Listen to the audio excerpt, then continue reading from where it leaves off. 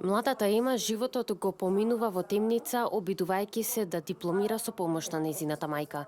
Ема има целосно оштетен вид и не може сама да учи.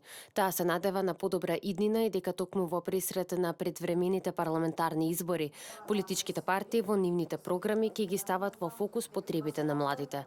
Особено, оние со попреченост да можат полесно да се интегрираат во општеството. Мислам дека најголемиот проблем лежи во тоа што лицата со попреченост најчесто се вработени, меѓутоа не во струката за која што се обучени. Тоа важи, мислам, и за луѓето со типичен развој. Иако има голем број на проекти за младите, сепак на денешната панел дискусија во организација на People to People International, а во пресрет на представување на политичките програми, се испрати апел до политичките актери во државата да се заложат уште повеќе и да им се отстапи поголем простор во партиските програми.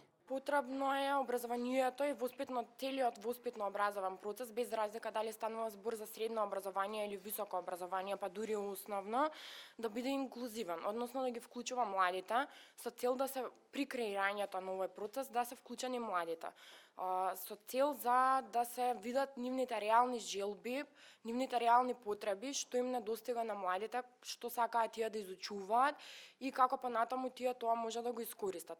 Младите велат дека и натаму треба да се слуша нивниот глас и да бидат консултирани за реформите во образовниот процес. Се обидуваме да разбереме кои се нивните потреби, па така и денеска ја актуализираме оваа тема. На настанот поканивме некои од представниците на партиските подмладоци, па се надеваме дека денешните пораки и заклучоци до кои што ќе дојдеме од настанот ќе бидат дискутирани во нивните матични политички партии. Истакнува дека не треба да бидат гладиатори кои се борат за сцената, бидејќи, како што велат, место има доволно за сите да се пронајдат.